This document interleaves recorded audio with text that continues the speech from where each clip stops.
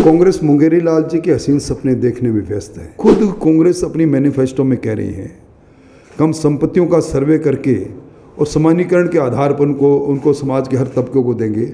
ये जिस प्रकार अपनी कुर्सी बचाने के लिए किस्सा कुर्सी का बेशर्मी से खेल खेला गया। कांग्रेस की जो संस्कृति अशोक गहलोत जी ने पैदा की, कार्य संस्कृति पैदा की और नेताओं का आचरण जिस प्रकार रहा, इससे बड़ी शर्मनाक बात कोई हो नहीं सकती। नैतिकता के आधार पर उन्हें राजनीति में अब नहीं रहना चाहिए। हमारी इकोनॉमी जिस तेज़ी से आगे बढ़ती जा रही है, लोगों को लगता है कि अब तो मोदी जी ही है जो इस दुनिया का सिरमौर इस देश को बना सकते हैं। मिशन 25 निश्चित तौर पर पूरा होगा। लोकसभा चुनाव के दूसरे चरण का मतदान होने वाला है और धड़कनें बढ़ी हुई है राजनीतिक दलों की। इसी बीच बातचीत के लिए हमारे साथ मौजूद हैं वरिष्ठ भाजपा नेता राजेंद्र राठौड़ जी। राठौड़ जी, इस बार दावे भारतीय जनता पार्टी के हैट्रिक के हैं। उधर कांग्रेस कह रही है कि वो सपना इस बार साकार होता नजर नहीं आएगा। कांग्रेस मुंगेरी लाल जी के हसीन सपने देखने में व्यस्त है।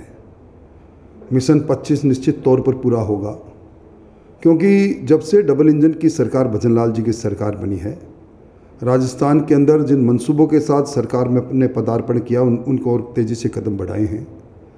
एक साथ 21 जिलों के अंदर पीने के पानी और सिंचाई की आरसीपी योजना को मूर्त रूप देना और शेखावटी में यमुना जल समझौता, इस प्रकार के अनेकों फैसले हैं। और फिर मोदी जी ने गरीब कल्याण के लिए जो काम किए, गरीब के जीवन को जो बदला, 25 करोड़ लोग गरीबी की रेखा के ऊपर आए, 70 करोड़ लोगों के जीवन के अंदर मोदी जी के जन कल्याण की योजना के कारण कोई ना कोई बदलाव आया। और उसके साथ हमारी इकोनॉमी जिस तेज़ी से आगे बढ़ती जा रही है, लोगों को लगता है कि अब तो मोदी जी ही है जो इस दुनिया का सिरमौर इस देश को बना सकते हैं। राठौड़ साहब, इस चुनाव में 25 सीटों की बात हो रही है, आप मुद्दे गिना रहे हैं, तमाम मुद्दे हैं, मगर क्या दौसा, चूरू और बाड़मेर को आप चुनौती मानते हैं इस बार? देखिए, जातीय गोलबंदता निश्चित तौर पर कई जगह हो जाती है, पर फिर भी मैं कहता हूँ ये तीनों सीटें भारतीय जनता पार्टी अच्छे मार्जिन से जीतेगी। चूरू, जहाँ मेरा अधिकांश जीवन का समय बीता है, मैं वहाँ की रग रग से परिचित हूँ। भारतीय जनता पार्टी को जीतने से कोई नहीं रोक पाएगा।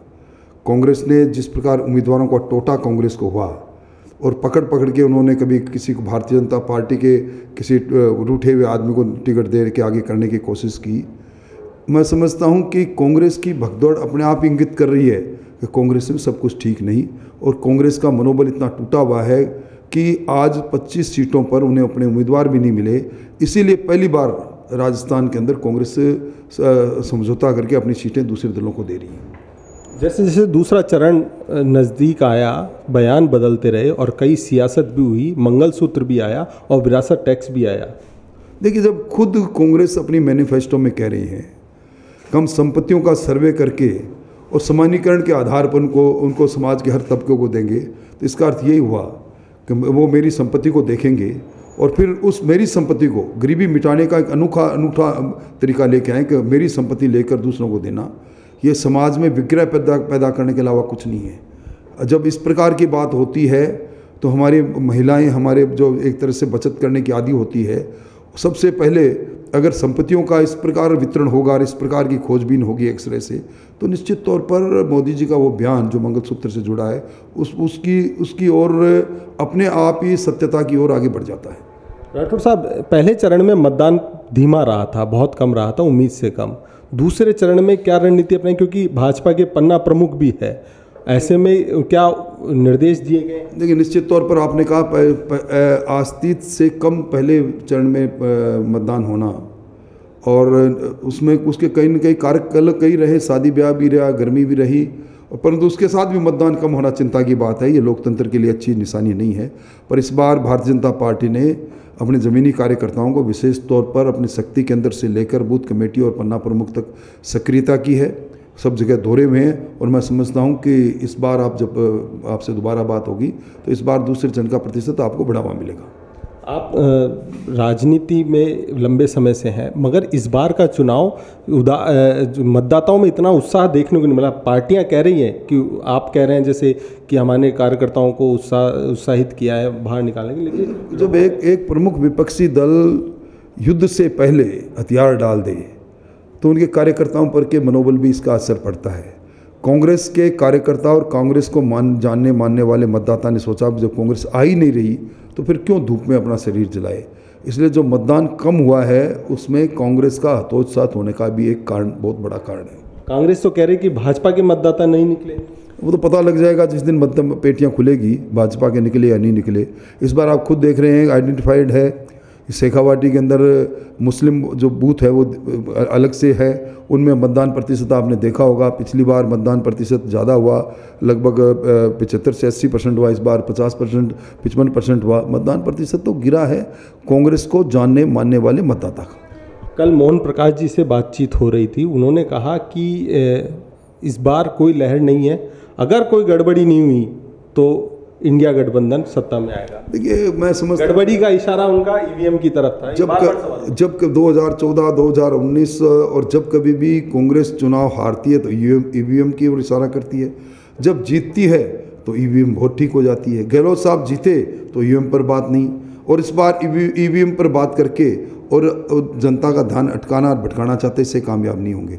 सुप्रीम कोर्ट में जो सारी बात आ गई और सर्वोच्च न्यायालय, मैं समझता हूँ उस पर तो कम से कम और किसी पर विश्वास करे नहीं करे, कांग्रेस के लोगों को और कांग्रेस के नेताओं को और कांग्रेस के राजकुमार को सर्वोच्च न्यायालय की उस टिप्पणी पर तो निश्चित तौर पर विचार करना चाहिए जिस पर उन्होंने कहा ईवीएम से कोई छेड़छाड़ का साक्ष्य नहीं मिला है। इसलिए चुनाव में इस तरह की बातें करना ये एक तरह से चुनाव की प्रक्रिया को कलंक लगाना है, और जब इस चुनाव की प्रक्रिया पर कलंक लगता है तो लोकतंत्र को छोटा करने का काम होता है। पूर्व सीएम अशोक गहलोत के ओएसडी लोकेश शर्मा ने बड़ा खुलासा कल किया। सियासी घमासान के बीच में आप भी उस वक्त आपने भी याचिकाएं लगाई और जो सियासी घटनाक्रम हुआ, देखिए मैं समझता हूँ उच्च न्यायालय में आज भी है, और उच्च न्यायालय में जब इनको नोटिस मिले हैं, ये जिस प्रकार अपनी कुर्सी बचाने के लिए किस्सा कुर्सी का बेशर्मी से खेल खेला गया, और अब तो ओएसडी लोकेश कुमार के कहने के बाद ये सिद्ध हो गया कि हमारी निजता पर जिस प्रकार का पर अतिक्रमण हुआ, टेलीफोन की सर्वेलेंस पर रखना, अपने साथियों का टेलीफोन सर्वेलेंस पर रखना, प्रतिपक्ष के लोगों का टेलीफोन टेप करना, और अपने साथियों को निर्लजता से कभी नकारा, कभी निकम्मा, कभी गद्दार कहना।